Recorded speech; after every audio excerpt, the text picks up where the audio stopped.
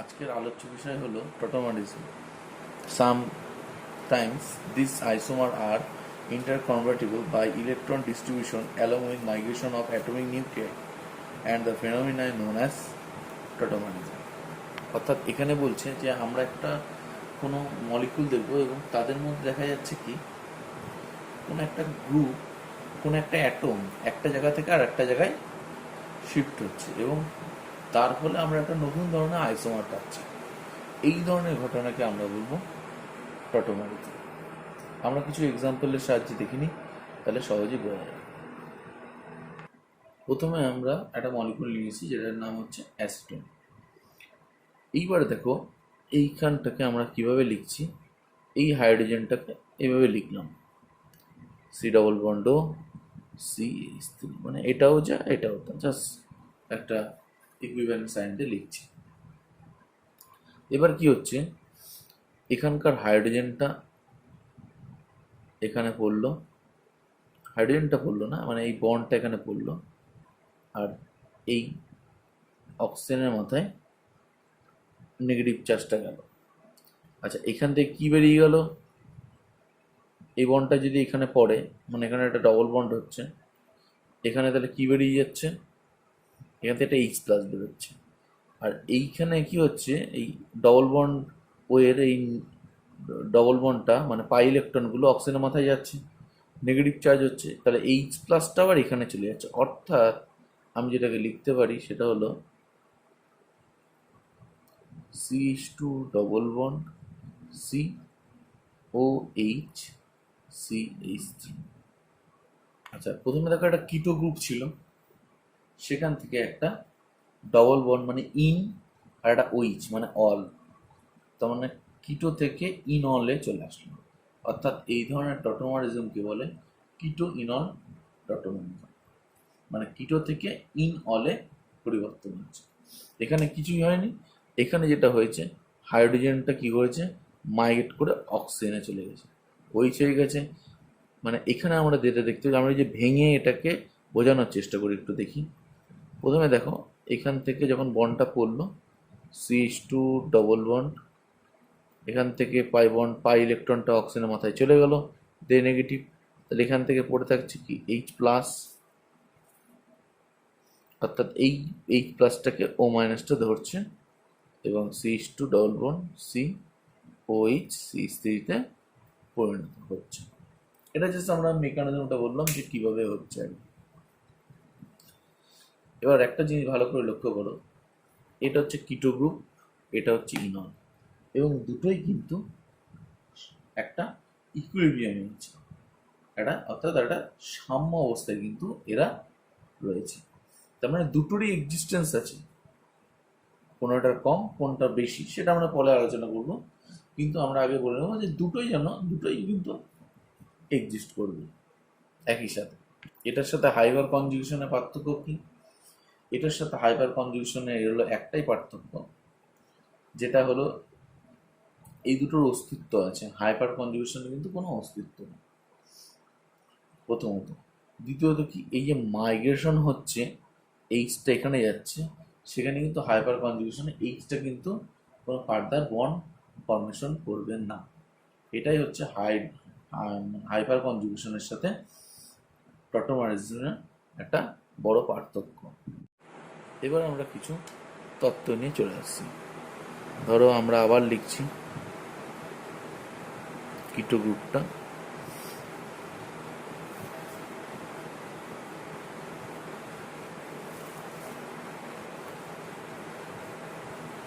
আচ্ছা, অর্থাৎ কিটো গ্রুপের টটোমার যদি আঁকতে বলে তাহলে আমরা এটা আঁকবো, আর ইনলের যদি টটোমার আঁকতে বলে তাহলে কিন্তু আমরা কিটো গ্রুপটা আঁকতে হবে। অর্থাৎ পরস্পর কিন্তু পরস্পরের টটোমার, বুঝা গেছে? এইবার দেখো আমরা কিছু শ্রেণী বিভাগ করে নেব, তাহলে বিষয়টা আরো পরিষ্কার হবে। প্রথমে আমরা কিটো ইনল চলে আসছি, যেটা আমরা অলরেডি দেখে ফেললাম, অ্যাসিটোনের সাথে যে এক্সাম্পলটা পড়লাম সেটাই কিন্তু কিটো ইনল। এবার চলে আসছি ফেনল কিটো টটোমারিজম। এই ক্ষেত্রে দেখো এই OH রয়েছে এবং এখানে একটা ডবল বন্ড রয়েছে, এটা কিন্তু ঠিক আগেরটার মতো, আগে যে ইনলটা এঁকেছিলাম ওটার মতো অনেকটা স্ট্রাকচারটা, অর্থাৎ এইখানে ওই বনটা পড়বে, এখানে এটা উঠবে, তার মানে আমরা এখান থেকে কি কিটোতে ফিরতে পারবো। এখানেও ঠিক তাই, এই ফেনলটা কী হবে, এখান থেকে এই বনটা পড়বে, এইখানে এটা উঠবে, এই এখান থেকে যে এইচ প্লাসটা ছাড়বে, এই কার্বনের মাথায় যে নেগেটিভটা হলো সেখানে চলে আসবে, অর্থাৎ আমরা কি দেখতে পারবো,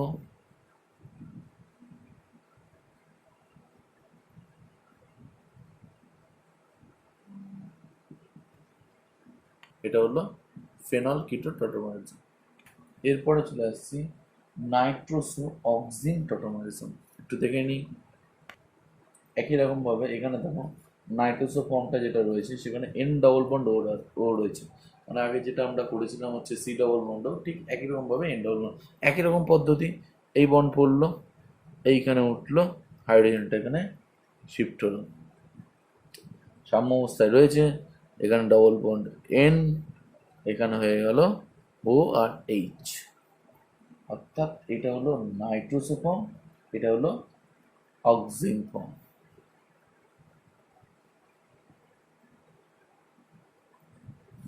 এটা হচ্ছে নাইট্রোসো গঠন আর এটা হচ্ছে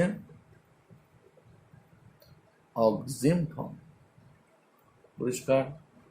নেক্সট আমরা চলে আসছি নাইট্রো আর হচ্ছে এক অ্যাসি নাইট্রো, ঠিক আছে। এবার দেখো এখানে একই রকমভাবে চলে আসছে নাইট্রো ফর্ম, তাহলে ঠিক আলফা পজিশন থেকে কী হচ্ছে, হাইড্রোজেনটা পড়ছে আর এখানে কিন্তু ডবল বন্ড হচ্ছে, এখানে একটা হয়েছে, অর্থাৎ আলফা হাইড্রোজেনটি অংশগ্রহণ করছে আর একই রকমভাবে এখানে ওইচ হয়ে যাচ্ছে, তাহলে এটা নাইট্রো আর একটা হচ্ছে অ্যাসি নাইট্রো। এরপরে চলে আসছি ইমিন অ্যান্ড এনামিন, তাহলে আমরা কিন্তু ইমিন আর ইনামিনটা এঁকে ফেলেছি। এখান থেকে কী হচ্ছে, হাইড্রোজেনটা একই রকমভাবে এখানে পড়ছে, পাই ইলেকট্রনটা নাইট্রোজেনের মাথায় উঠছে এবং সেখানে হাইড্রোজেনটা মুভ হচ্ছে। এরপরে আমরা যেটা দেখে ফেলছি সেটা হচ্ছে রিং চেন টটোমারিজম। এটা একটা চেন রয়েছে, এবার এখান থেকে অক্সিজেন থেকে কী হচ্ছে, সি ডবল বন্ড ওতে অ্যাটাক করছে, এখান থেকে ও মাইনাসটা বেরিয়ে যাচ্ছে, তাহলে আমরা একই রকমভাবে কী দেখতে পারি, একটা সাইক্লিক গঠন,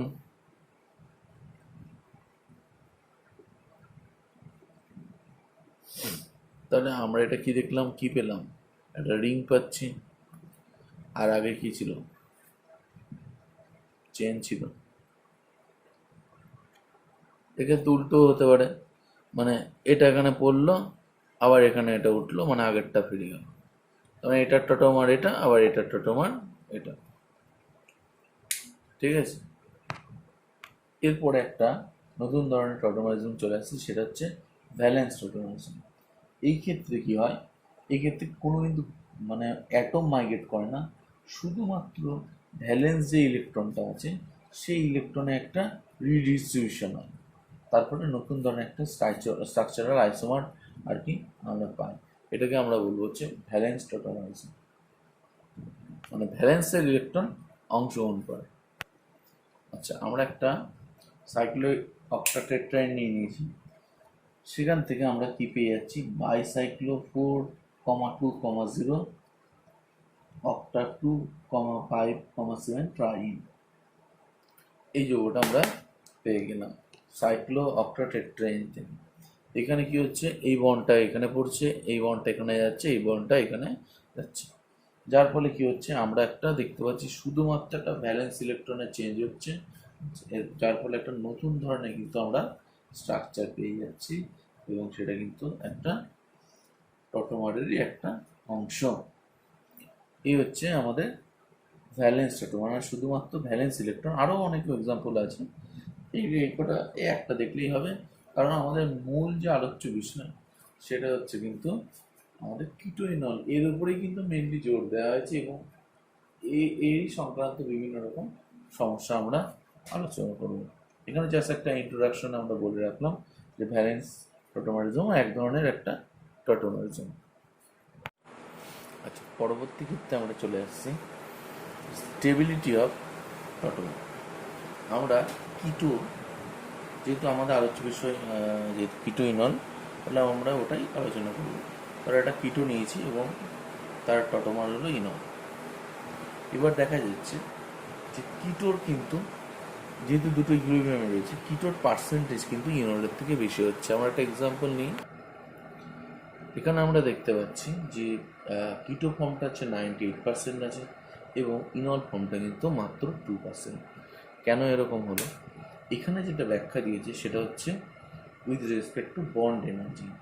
দেখো, এইখানে যদি আমি টোটাল বন্ড এনার্জি বার করি আর এরও বন্ড এনার্জি বার করি, ক্যালকুলেশন করলে দেখা যাবে যে এই ক্ষেত্রে বন্ড এনার্জির মান কিন্তু অনেক বেশি। আমরা একটু ডিটেলসে আসছি। দুই ক্ষেত্রে আমরা বন্ড এনার্জি তুলনা করছি। প্রথম ক্ষেত্রে দেখো 6খানা কার্বন হাইড্রোজেন রয়েছে, তারপরে ক্ষেত্রে একটা সি ডবল বন্ডও, তারপরের ক্ষেত্রে দুটো সিসি বন্ড রয়েছে, দুটো সিসি বন্ড রয়েছে। প্রত্যেকটা আমরা বন্ড এনার্জি যোগ করলাম, যোগ করে যে মানটা আসবে, এই ক্ষেত্রেও আমরা একইভাবে দেখে নিচ্ছি কী কী আছে। কার্বন হাইড্রোজেন যে বন্ড রয়েছে সেই বন্ড এনার্জি কত, 5খানা, এবং সি ডবল বন্ড সি একটা, OH এর একটা, এবং বন্ড সিসি হচ্ছে একটা সিসি রয়েছে। এই ক্ষেত্রে যদি আমরা যোগ করি এবং এই ক্ষেত্রে যদি প্রথম ক্ষেত্রে দেখব কি যে ওভারঅল যে সামেশন বন্ড এনার্জির যে যোগফল সেটা অনেক বেশি। অর্থাৎ যার থার্মোডাইনামিক্সের রুলস অনুযায়ী কি, থার্মোডাইনামিক্সের রুলসে বলা আছে বন্ড এনার্জি যার যত বেশি হবে সে তার এনার্জি তত কম হবে এবং তার স্টেবিলিটি তত বেশি হবে। তাহলে ইকুইলিব্রিয়ামে আমরা কি দেখবো যে মোর স্টেবল অংশটাই বেশি থাকবে। তাহলে এখানে হচ্ছে এটা, এই জন্য এটা 98% হবে এবং 2% হচ্ছে ইনলটা। অর্থাৎ ইনলের পরিমাণ কম এবং কিটোর পরিমাণ বেশি। এটা আমরা বন্ড এনার্জি দিয়ে ক্যালকুলেশন করলাম। এছাড়াও কিছু কিছু ফ্যাক্টর আছে যে ফ্যাক্টরগুলো কিন্তু ইনলের পার্সেন্টেজ বাড়িয়ে দেয়, সেগুলো আমরা পরবর্তী আলোচনাতে করব। এবার আমরা পরপর কিছু এক্সাম্পলের মাধ্যমে দেখে নিই। দুটো আমরা এক্সাম্পল নিয়ে নিচ্ছি। এবার দেখো, প্রথমে একটা কিটো রয়েছে, এখানে একটা ইনল, এখানে একটা কিটো রয়েছে, এখানে একটা ইনল। প্রথম যে কিটোটা রয়েছে সেখানে কিন্তু একটা ফিনাইল গ্রুপ আছে, পরবর্তীকালে কিন্তু ফিনাইল গ্রুপ কিছু নেই, ওখানে জাস্ট একটা অ্যালকিল গ্রুপই রয়েছে। এইবার দেখো, এই ক্ষেত্রে এখানে যে পার্সেন্টেজটা আসছে, ধরো এটা আমরা বলছি 90%,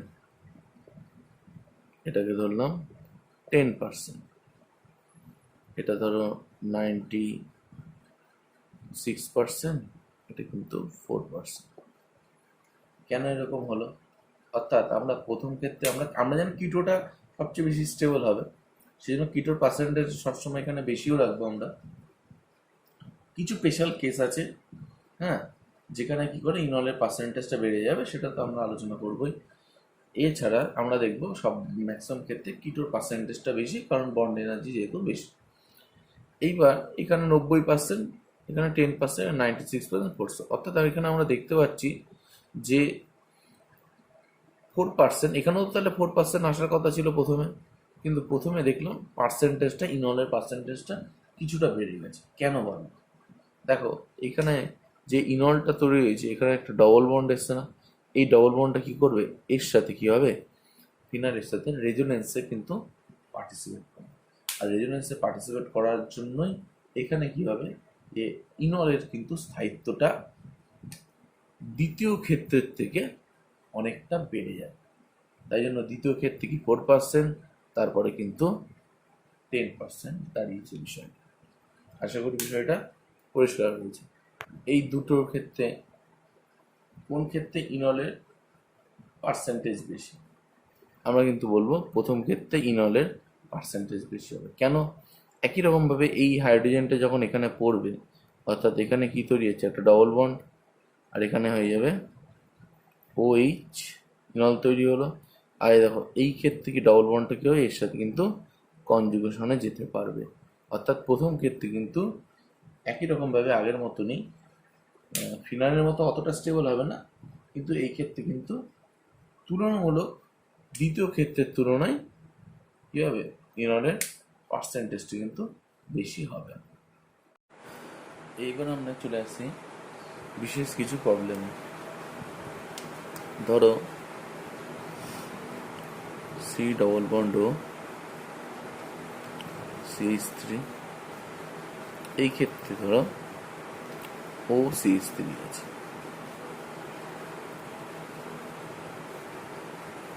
এইটা এবং একটা নর্মাল ধরো অ্যাসিটন রয়েছে।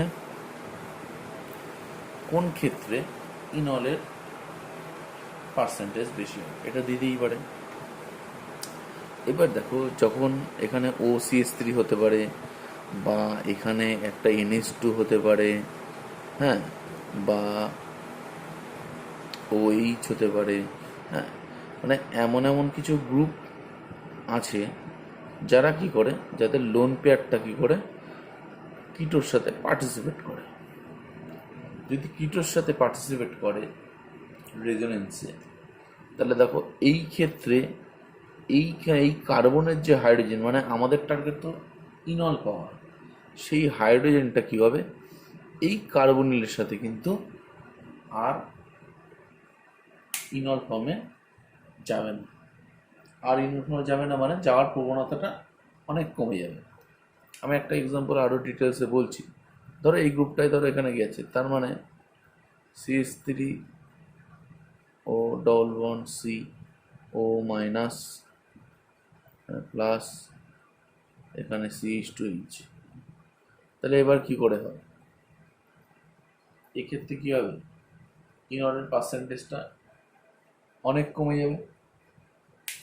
অর্থাৎ যদি কোনো প্লাস আর এফেক্ট যুক্ত যদি কোনো গ্রুপ থাকে সি ডবল বন্ড এর সাথে, তাহলে সেই ক্ষেত্রে কিন্তু ইনলটা কিন্তু অনেক অনেক পার্সেন্টেজ কমে যাবে। তাহলে এই ক্ষেত্রে ইনলের পার্সেন্টেজ খুব কম, এই ক্ষেত্রে পার্সেন্টেজ কিন্তু তুলনামূলকভাবে অনেকটা বেশি। দুটো কোশ্চেন দিতে পারে, মানে এই দুটো দিয়ে বললো পরীক্ষায় কোন ক্ষেত্রে ইনলের পার্সেন্টেজ বেশি এবং কেন, বা তোমাকে 4-5টা এক্সাম্পল দিয়ে বলে এর মধ্যে অর্ডারটা বলো কার ইনলের পার্সেন্টেজ বেশি হয়। আমরা পরপর প্রবলেম করালে বোঝা যাবে। এইবার আমরা ডাইকিটো কম্পাউন্ডে আলোচনা করব। আচ্ছা, এই ক্ষেত্রে একটু ভালো করে লক্ষ্য করো, এইখানে কোন হাইড্রোজেনটা ইনলে অংশগ্রহণ করবে, ভালো করে লক্ষ্য করে দেখো। মানে এখানে যদি মানে ফাংশনাল গ্রুপের সাপেক্ষে যদি আলফা কার্বন বলি, মানে ধরো এটা একটা ফাংশনাল গ্রুপ, এটা তার সাপেক্ষে আলফা, এটাও আলফা, বা এর সাপেক্ষে এটা আলফা, তাহলে এই হাইড্রোজেনগুলোই পার্টিসিপেট করবে। আর এখানে কিন্তু সম্ভাবনা এই হাইড্রোজেনও পড়ে এখানে ডবল বন্ড ওইচ করতে পারে, আবার এখানে এটা পড়ে এখানে করতে পারে, বা এইটা এখানে পড়ে এখানে করতে পারে। এইখানে আমরা দেখব কোন হাইড্রোজেনটার অ্যাসিডিটি সবচেয়ে বেশি, সেই কিন্তু ইনল গঠন করবে এবং তার পার্সেন্টেজ কিন্তু সবচেয়ে বেশি। মানে আমি বলছি যে যখন মোর দ্যান ওয়ান হাইড্রোজেন রয়েছে ইনল পার্টিসিপেট করা, মানে ইনল তৈরি করার জন্য যখন মোর দ্যান ওয়ান হাইড্রোজেন রয়েছে, সেই ক্ষেত্রে আমরা কি দেখব, মানে এখানে এক প্রকার হাইড্রোজেন, এখানে আর এক প্রকার হাইড্রোজেন, দুটোই কিন্তু ইনল তৈরি করতে পারে। আমরা একবার এক্সাম্পলটা দেখে নিই। ধরো এখানে CH2 আছে, সি ডবল বন্ড ও, এইখানে ধরো বন্ডটা পড়ে double bond C double bond, এখানে OH করে ফেলবে, মানে বিষয়টা এরকম। তাহলে এটা একটা পড়তে পারে। আবার একটা আমরা কি দেখতে পারি, যে এই দিকেও কিন্তু পড়তে পারে।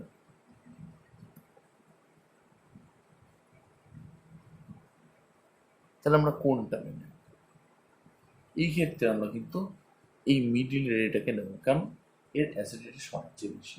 দুটো সি ডবল বন্ড এর মাঝে রয়েছে, তার একটা মাইনাস আই এফেক্ট রয়েছে, এবং এর কিন্তু অ্যাসিডিটি সবচেয়ে বেশি হবে। এ কিন্তু ইনলে পার্টিসিপেট করবে, ইনল তৈরি করতে এই হাইড্রোজেনটাই পার্টিসিপেট করবে। তাহলে আগে আমাদের হাইড্রোজেন নির্বাচন হয়ে গেল। এইবার আমরা কিছু ফ্যাক্টর দেখে ফেলবো, পার্সেন্টেজ অফ ইনল হলে তার পার্সেন্টেজটা কিরকম। দেখো এইখানে আমরা কতগুলো স্ট্রাকচার রেখে ফেলছি, তাহলে বিষয়টা পরিষ্কার হবে।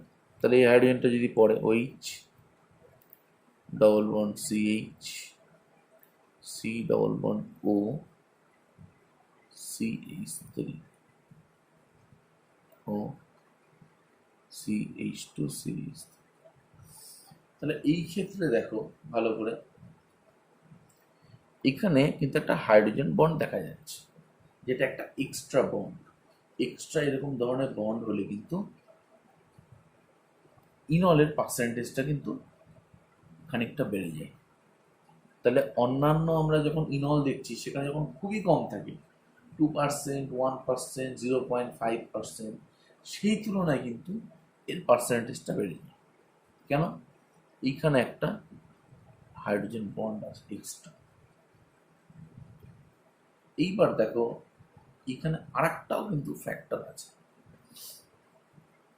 সেটা হলো এই ওইচটা এখানে পড়লো, এই বন্ডটা এখানে উঠলো, আবার এই বন্ডটা এই হাইড্রোজেনটাকে ধরলো, মানে এখানে একটা রেজোনেন্স দেখা যাচ্ছে সুন্দরভাবে। তাহলে একই রকম স্ট্রাকচার আবার আমরা পাচ্ছি।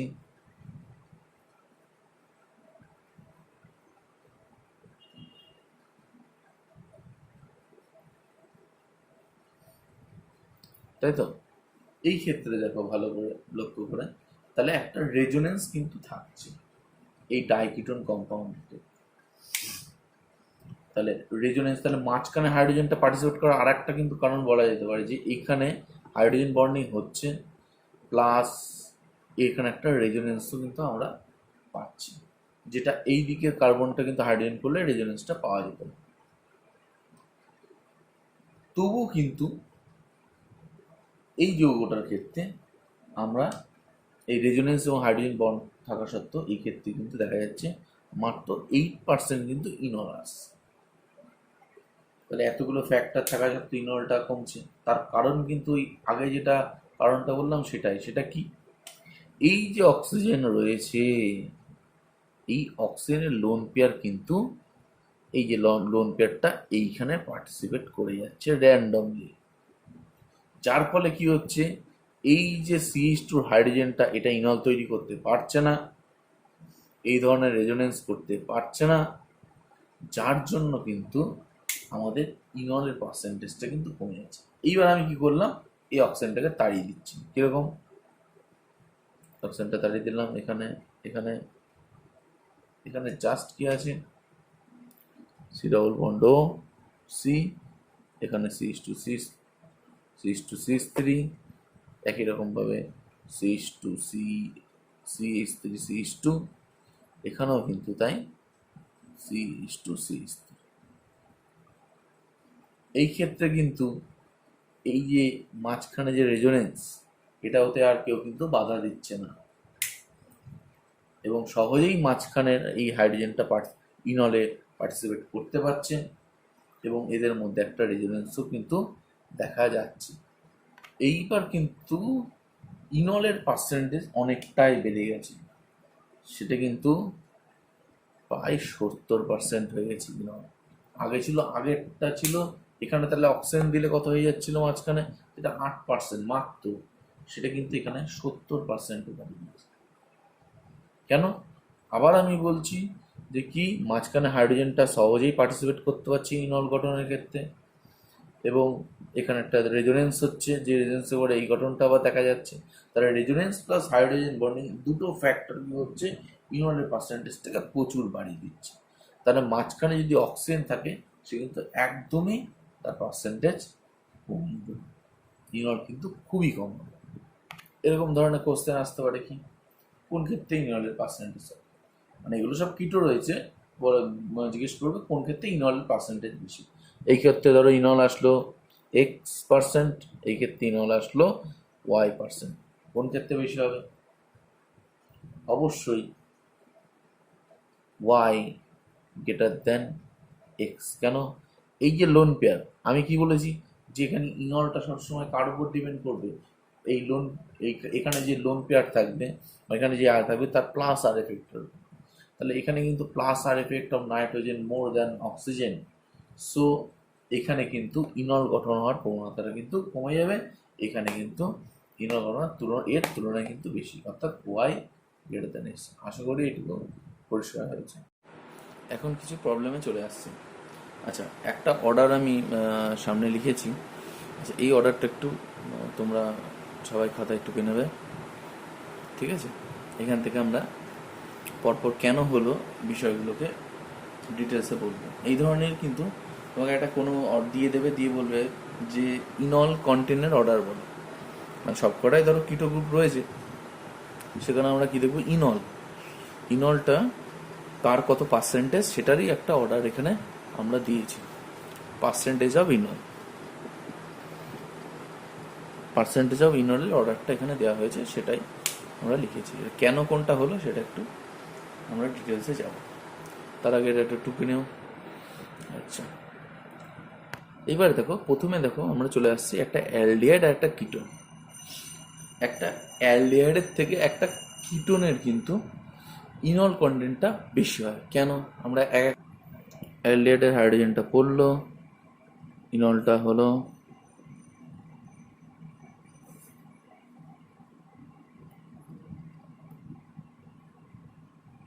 এবার একটা কিটোনের লিখে ফেলছি।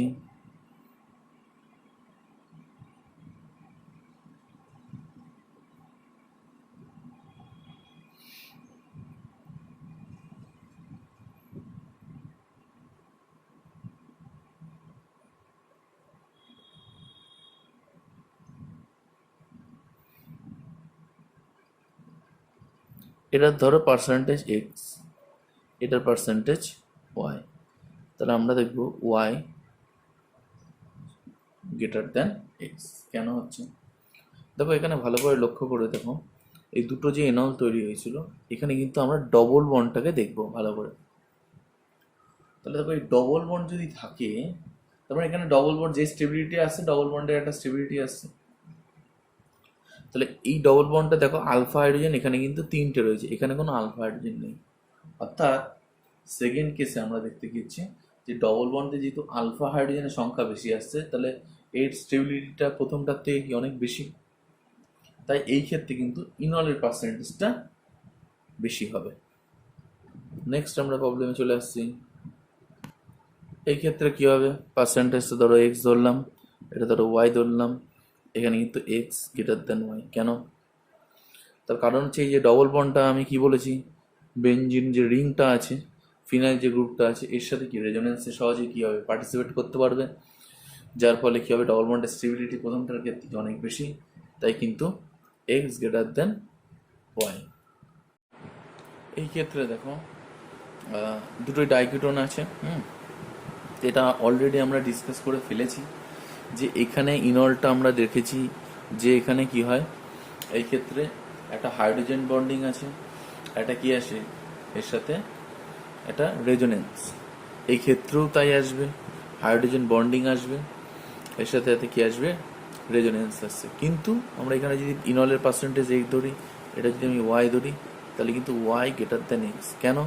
এখানে যে ডবল বন্ডটা তৈরি হবে, পাশে রয়েছে ফিনাইল, তাহলে তার সাথে রেজোনেন্স করবে। অর্থাৎ যদি এরকম এই সি ডবল বন্ড ও এর পাশে যদি মিথাইলের পরিবর্তে যদি ফিনাইল আসে, সেখানে কি ডবল বন্ডটা রেজোনেন্সে পার্টিসিপেট করবে, মানে ইনলের যে ডবল বন্ডটা সেটা রেজোনেন্সে পার্টিসিপেট করবে এবং ডবল বন্ডের স্টেবিলিটি বাড়াবে, এবং যার জন্য ইনলের পার্সেন্টেজটা কিন্তু এখানে সেকেন্ড কেসে কিন্তু এখানে বেড়ে যাচ্ছে। অলরেডি আমরা এটা ডিসকাস করে ফেলেছি।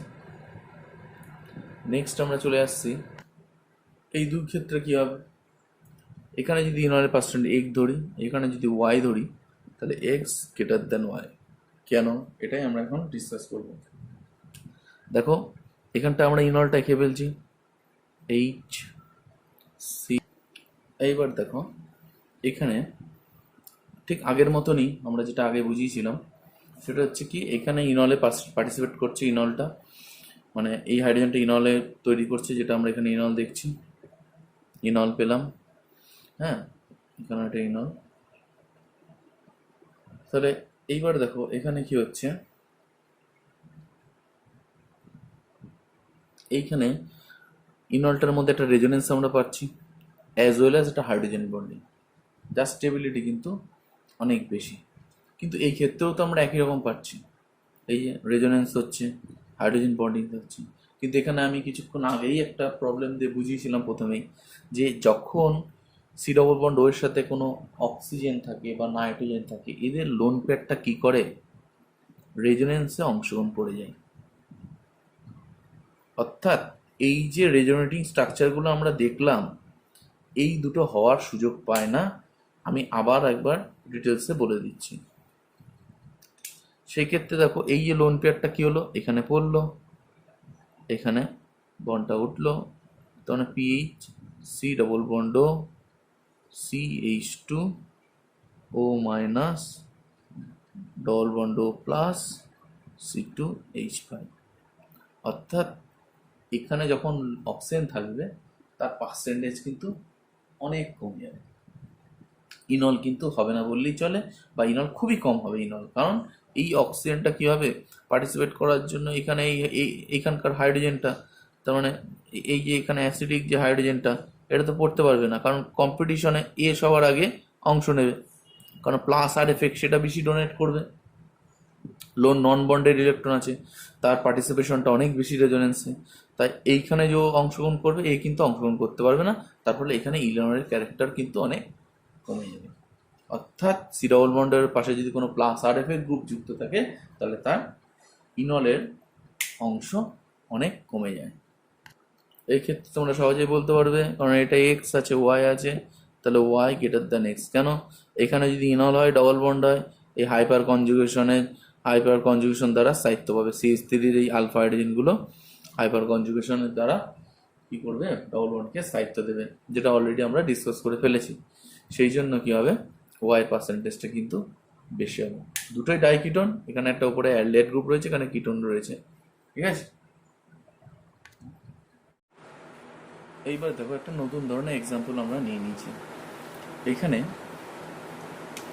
এই পার্টটুকু সব ক্ষেত্রেই কমন, তাহলে পরিবর্তন হচ্ছে কোথায়, এটা হচ্ছে ওএমই, বেঞ্জিনের সাথে ওএমই, বেঞ্জিন শুধু একটু, আর এখানে বেঞ্জিনের সাথে NO2। এই ক্ষেত্রে একটু রেজোনেন্সের চিন্তা ভাবনা করতে হবে।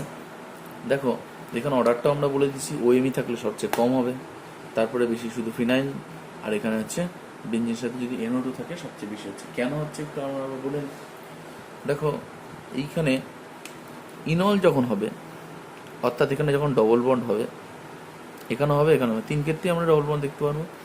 কিন্তু আমি বলেছি কি, যদি কোনো প্লাস আর এফেক্ট থাকে তাহলে সেটা কমে যায়। এই দেখো, এই ক্ষেত্রে কি হচ্ছে, ওএমের কি হয়েছে, একটা কিন্তু প্লাস আর এফেক্ট আছে, যার জন্য কি হচ্ছে, এইখানে সি ডবল বন্ডও কিন্তু পার্টিসিপেশন করে যাচ্ছে সেটার সাথে, যার ফলে ইনল কিন্তু হচ্ছে না। আমি একটু ডিটেলসে আছি, তাহলে বোঝা যাবে। ধরো এরকম রয়েছে বিষয়টা,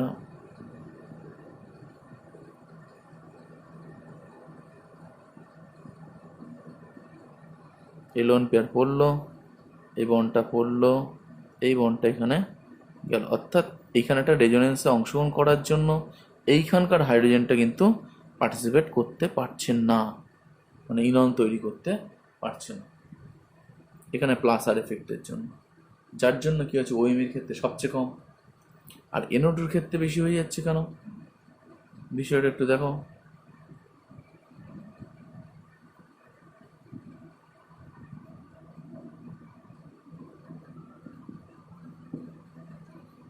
এই ক্ষেত্রে এই বন্ডটা এখানে পড়ছে, এই বন্ডটা যাচ্ছে, এইখানে কি তৈরি হচ্ছে, একটা পজিটিভ চার্জের সেন্টার হচ্ছে। এই পজিটিভ চার্জের সেন্টারের জন্য এর এই সি ডবল বন্ড হয়ে ইলেকট্রোফিলিক ক্যারেক্টারটা খুব বাড়িয়ে দিচ্ছে, অনেক বাড়িয়ে দিচ্ছে ইলেকট্রোফিলিক ক্যারেক্টারটা, ঠিক আছে, মানে এখানে ডেল্টা পজিটিভের পরিমাণটা অনেক বাড়িয়ে দিচ্ছে, যার ফলে এই হাইড্রোজেনটা সহজেই অংশগ্রহণ করতে পারছে, ঠিক আছে, সহজেই অংশগ্রহণ করতে পারছে। অথবা আমি আরেকভাবেও ব্যাখ্যা দিতে পারি, দেখো এখানে একটা ইনল করে ফেলেছি, এই বন্ডটা কি হলো, এখানে পড়লো, এখানে গেল, এখানে গেল, এখানে, তার মানে এই যে ডবল বন্ডটা হচ্ছে, এই কিন্তু একটা এক্সটেন্ডেড কনজুগেশন এর মধ্যে দেখা যাচ্ছে।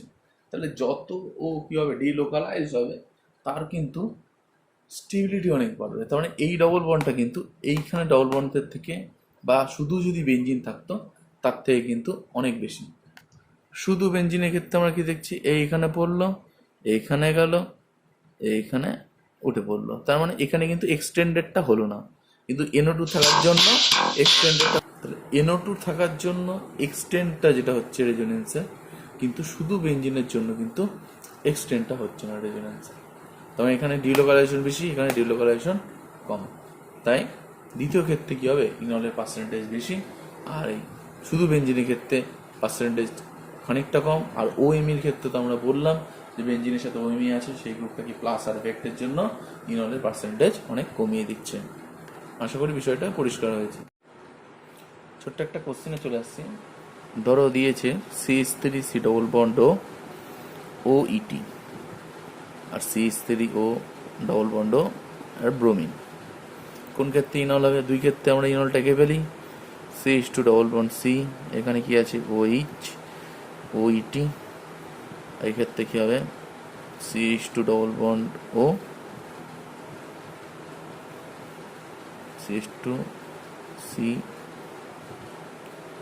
এখানে OH, এখানে একটা ব্রোমিন। তাহলে এইখানে দেখো কোন ক্ষেত্রে ইনলের পার্সেন্টেজ বেশি। এটা ধরো X ধরলাম, এটা Y বললাম।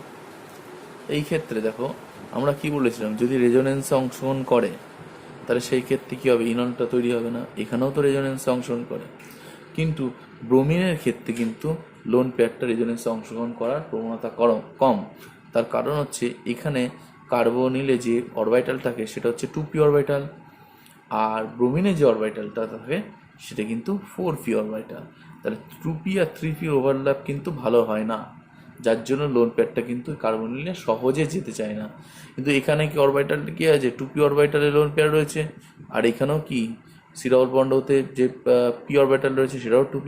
তাহলে 2p অরবিটাল কি খুব ভালো ওভারল্যাপ হয়, যার জন্য কি হবে, এইখানে কিন্তু রেজোনেন্সটা অনেক বেশি হবে, এখানে রেজোনেন্সটা অনেক কম হবে, যার জন্য উপরটার ক্ষেত্রে কি হবে, পার্সেন্টেজটা অনেক কমে আসবে। তাই জন্য Y গ্রেটার দ্যান X। আশা করি বিষয়টা পরিষ্কার হয়েছে। নেক্সট কোশ্চেন হলো, ফেনল কি টটোমারাইজেশনে অংশগ্রহণ করে? আমরা একটু দেখে নিই। দেখ, এখানে বন্ডটা পড়লো, এখানে কিন্তু উঠলো। তার মানে আমরা যদি টটোমারাইজেশনে যে বিষয়টা আমরা দেখলাম যে কিটো সবসময় কি হয়, তার পার্সেন্টেজ বেশি হয়। কেন? বন্ড এনার্জি দিয়ে আমরা দেখতে পাচ্ছি। কিন্তু এই ক্ষেত্রে আমরা যেটা দেখব যে এখানে কিন্তু রেজোনেন্স একটা হচ্ছে, এখানে কিন্তু রেজোনেন্স এনার্জিটা লস হয়ে গেছে, যার জন্য ইনলটাই কিন্তু প্রায় 100%ই দেখা যায়। এই দিকে থাকে না বললেই চলে, মোটামুটি 100% বা 100%-এর কাছাকাছি কিন্তু আমরা দেখবো ইনল ফর্মটা এক্সিস্ট করছে। তার কারণ হচ্ছে যেহেতু এখানে রেজোনেন্স হচ্ছে, এখানে স্টেবিলিটি বেশি, তাই এখানে কিন্তু 100% দেখা যাচ্ছে। কিন্তু যদি আর একটা ওইচ হয়, ধরো দুটো ওইচ থাকলো, এইখানে পড়লো, এখানে উঠলো, আবার এইখানে পড়লো, এখানে উঠলো, এই ক্ষেত্রে আমরা এটা কিন্তু তার কিটো ফর্মটা দেখতে পাচ্ছি। এই ক্ষেত্রে কিন্তু কিটোর পার্সেন্টেজটা অ্যাভয়েড করা যাবে না। তার কারণ হচ্ছে এখানে দুটো double bond C double bond O এসে গেছে, বন্ড এনার্জিটা কিন্তু অনেকটাই বেশি, যার জন্য কিন্তু পার্সেন্টেজও থেকে যাচ্ছে কিছুটা। এইবার ধরো যদি আমি 3খানা ওইচ দিই, এবার কিন্তু বিষয়টা অনেকটা উল্টো হয়ে গেল, যে 3টে ওইচ দেওয়ার জন্য এর ডবল বন্ড ওয়ের সংখ্যা এত বেড়ে গেছে, মানে বন্ড এনার্জি এতটা বেশি, যার জন্য কিন্তু রেজোনেন্সকে ছাপিয়ে চলে আসছে, এবং যার জন্য কিন্তু এর পার্সেন্টেজ কিন্তু অনেক বেশি রাদার দ্যান হচ্ছে এই ইনল। এই যার জন্য কি হচ্ছে, আমরা দেখতে পাচ্ছি যে কোনো রিয়াকশন যদি এরকম একটা মানে কোশ্চেন এসেছিল আর কি, যে এরকম একটা 3টে ফিনাল, এটার নাম হচ্ছে ফ্লোরোগ্লুসিনলে আমরা দেখতে পাচ্ছি যে কি হচ্ছে, এখানে কিন্তু এই স্ট্রাকচারটাই থাকে, যার পরে এ কিন্তু একটা কিটোনের মতো বিহেভ করছে এবং বিভিন্ন কিটোনের সাথে কিন্তু রিয়াক্ট করবে। এরকম এইটার সাথে কি দিয়েছিল, প্লাস অক্সিন NH2H দেখবো যে প্রোডাক্ট কী হবে। কিন্তু এখানে কি করতে হবে, আমাকে টটোমার করে আমাকে কিটো গ্রুপটা নিয়ে আসতে হবে, নিয়ে এসে তারপরে এই অক্সিজেনের সাথে কিন্তু রিয়াক্ট করতে হবে। ক্লিয়ার? কোশ্চেন হলো, এই যৌগটা কি টটোমারে অংশগ্রহণ করবে? উত্তর হবে না, কারণ এখানে কোনো আলফা হাইড্রোজেন নেই যে এখানে বন্ডটা পড়বে এবং একটা ইনল তৈরি হবে। নেক্সট কোশ্চেনে আমরা চলে আসছি। কোশ্চেন হলো, এই যৌগটা কি অংশগ্রহণ করবে? উত্তর হবে না। কিন্তু দেখো এখানে কিন্তু হাইড্রোজেন আছে, আলফা হাইড্রোজেন আছে, তাহলে এ তো পড়তেই পারে এখানে। কিন্তু দেখো এখানে যদি ও পড়ে, এই যদি ওঠে, ভালো করে খেয়াল করে দেখো, এটা কিন্তু একটা এসপি ক্যারেক্টার চলে আসলো। এসপি ক্যারেক্টার চলে আসার জন্য এখানে কিন্তু 180 ডিগ্রি বন্ড অ্যাঙ্গেল, অর্থাৎ এখানে কিন্তু হাইলি স্ট্রেন কন্ডিশন তৈরি হবে। অর্থাৎ এখানে হাইড্রোজেন কোনো দিনই পড়তে পারবে না, মানে পরপর দুটো ডবল বন্ড এইভাবে রিং হিসাবে কখনোই থাকতে পারে না, অর্থাৎ এখানে অংশগ্রহণ করবে না। কিন্তু যদি আমি আর একটা প্রবলেম নিই, এই ক্ষেত্রে কি অংশগ্রহণ করবে? প্রশ্ন হচ্ছে যে এখানে তো হাইড্রোজেনটা রয়েছে, এ তো পড়বে না। উত্তর হচ্ছে এখানে কিন্তু অংশগ্রহণ করবে। কিভাবে? এই হাইড্রোজেন তো করছে না, করলে তো হাইলি স্ট্রেন তৈরি যাবে, এক্ষুনি বললাম। তাহলে এইখানে দেখতে হবে এই হাইড্রোজেনটা, কারণ এর একটা এক্সটেন্ড একটা কনজুগেশনের জন্য এই হাইড্রোজেনটি কিন্তু এখানে উঠছে। কীভাবে? দেখো এইখানে একটা এই পড়লো, এই পড়লো, এইখানে গেল, এখানে এইচ প্লাসটা এখানে চলে আসলো। তাহলে কিন্তু আমরা এখানে কি দেখতে পাচ্ছি, টোটোমার যেটা তৈরি হচ্ছে কিন্তু একটা এক্সটেন্ড একটা কনজুগেশন দেখা যাচ্ছে,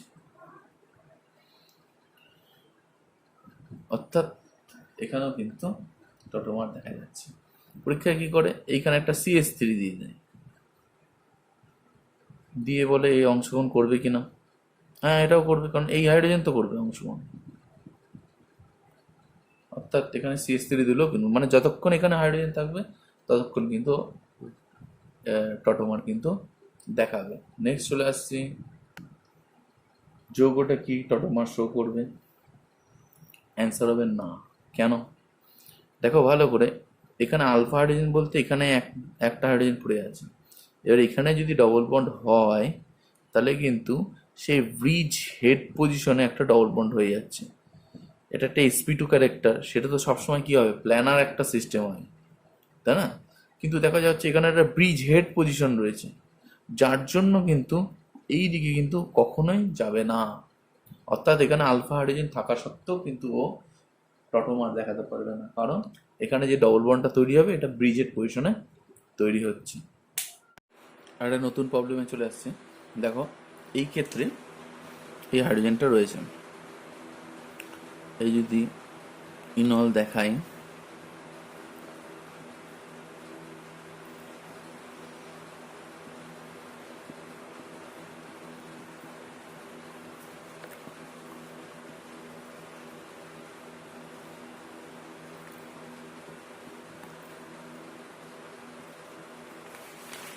এই ক্ষেত্রে দেখো ভালো করে, এটা sp2 ডবল বন্ড হয়েছে, মানে কি এখানে sp2 আছে, sp2 কার্বন এটা।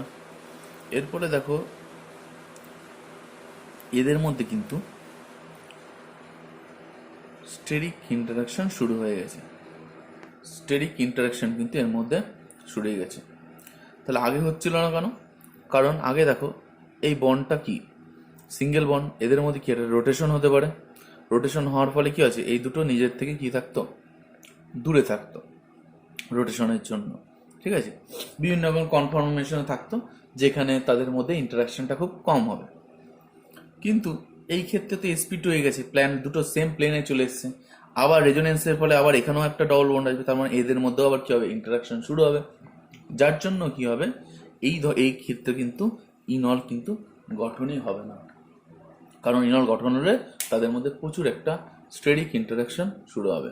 এই ক্ষেত্রে কি হবে, দেখো এখানে দুটো পাশাপাশি সি ডবল বন্ড রয়েছে, এদের মধ্যে কি ডেল্টা নেগেটিভ ডেল্টা নেগেটিভ, তার মধ্যে কি একটা ইন্টারাকশন হয়,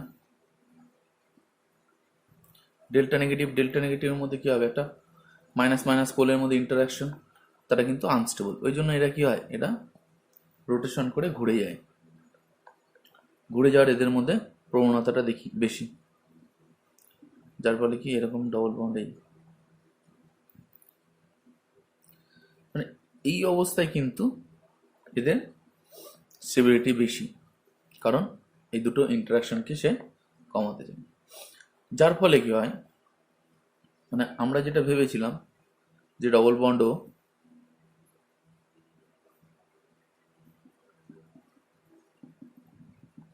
ইনল হবে এবং ইনলের ফলে এখানে একটা হাইড্রোজেন বন্ডিং হবে, তার পার্সেন্টেজ কিন্তু অনেক কম। কারণ এখানে মাইনাস মাইনাস পোলের মধ্যে এতটা ইন্টারাকশন হয় যে তারা কিন্তু অপোজিট ডিরেকশনে চলে যায়। ফলে এই ধরনের হাইড্রোজেন বন্ড হওয়ার বা এই সাইক্লিক যে কনফিগারেশনটা তৈরি হয় সেটা হওয়ার প্রবণতাটা কম, অর্থাৎ ইনলে যাওয়ার প্রবণতা কম।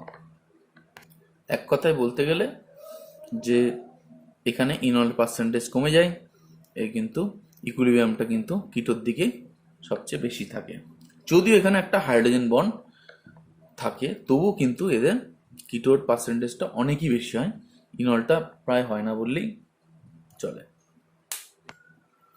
এই ক্ষেত্রে কিন্তু ইনলের পার্সেন্টটা 100।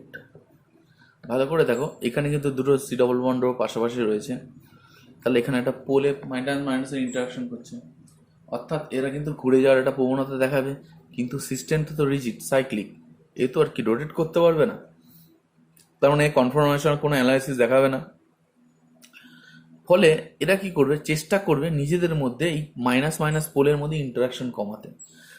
ফলে কি হয়ে যাবে, এখানে একটা ইনল তৈরি করবে এবং এই চারের মধ্যে একটা হাইড্রোজেন বন্ডিং এর মাধ্যমে দেখাবে কি তাদের মধ্যে যে নেগেটিভ ডেল্টা নেগেটিভ যে এই যে পোলের যে ইন্টারাকশনটা, এইটা কিন্তু অনেকটা কমে যাচ্ছে।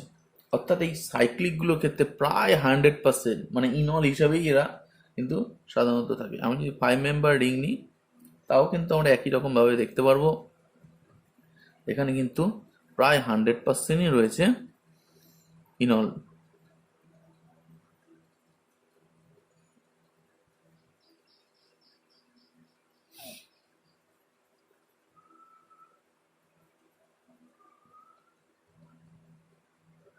এও কিন্তু 100%। এই একটা যৌগ আছে, যৌগর এআর হলো একটা মেসিটাইল গ্রুপ, মানে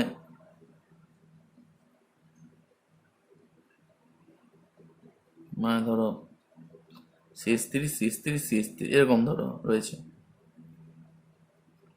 মানে এআরটা একটা এরকম গ্রুপ। তার মানে এখানে বিশাল বড় বড় দুটো বাল্কি গ্রুপ রয়েছে।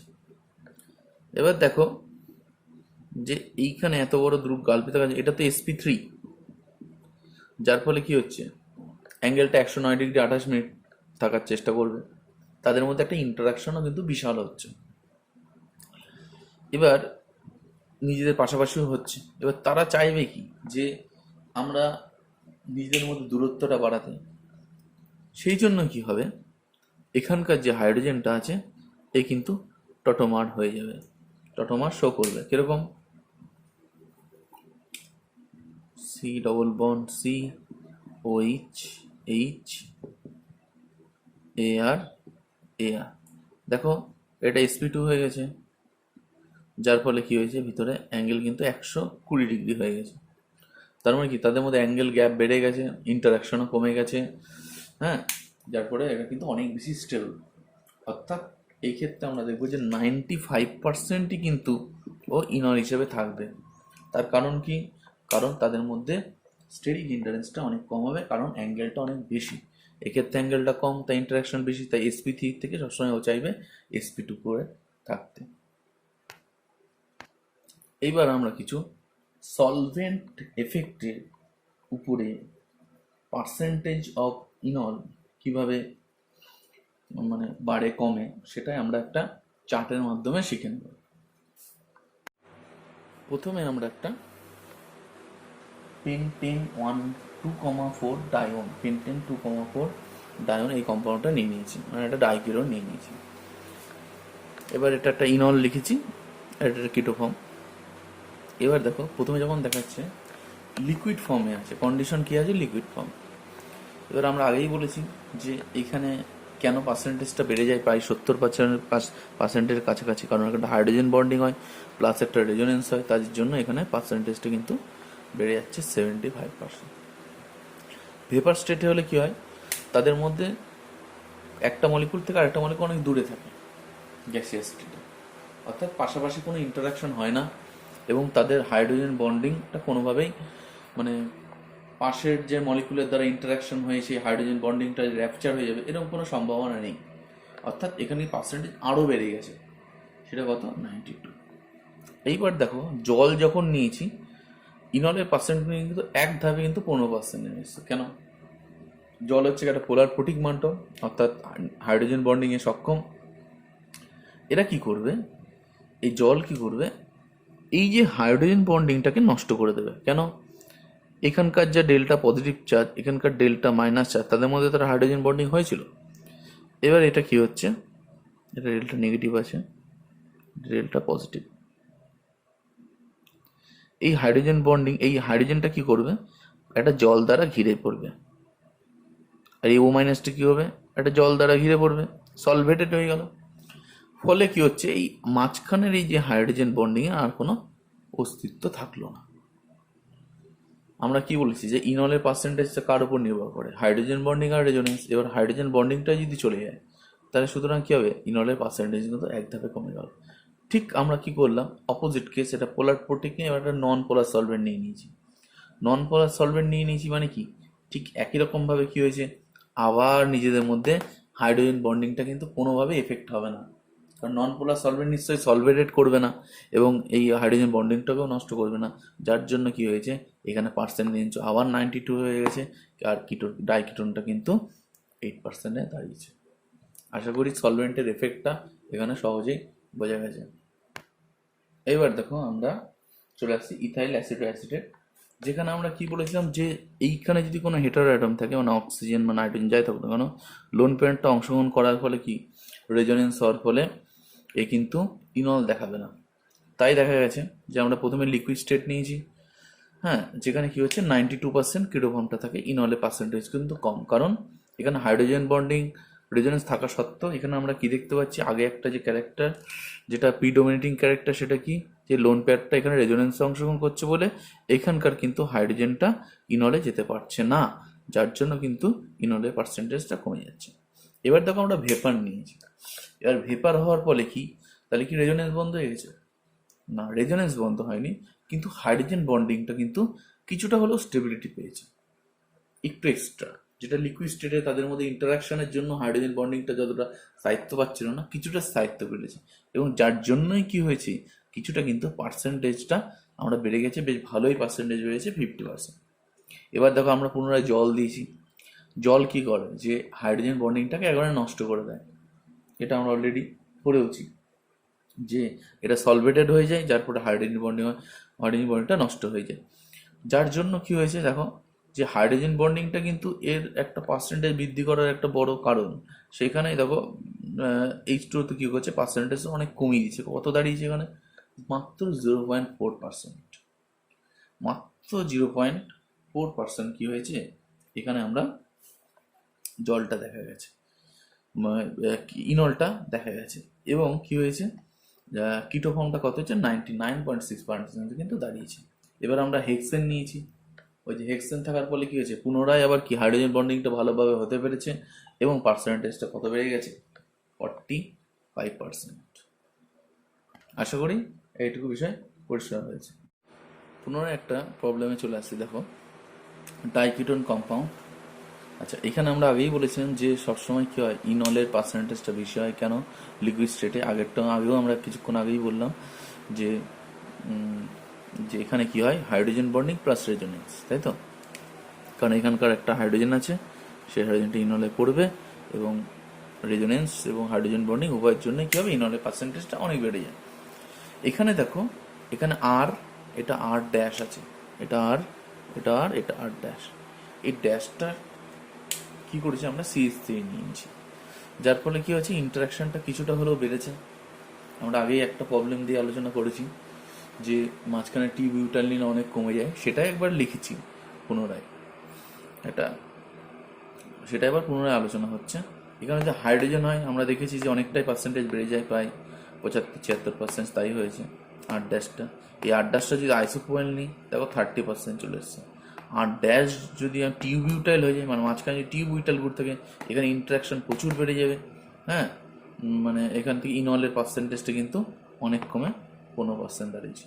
মানে আগেই এটা আমরা আলোচনা করেছি যে মাঝখানে ডবল বন্ড হয়ে গেলে, এখানে টিবিউটাইল গ্রুপ থাকলে মাঝখানে ইন্টারাকশন এদের প্রচুর বেড়ে যায়, পার্সেন্টেজ কমে যায়। সেটাই আবার পুনরায় আমরা আবার এক জায়গায় করে দিলাম, সামারাইজ করে দিলাম।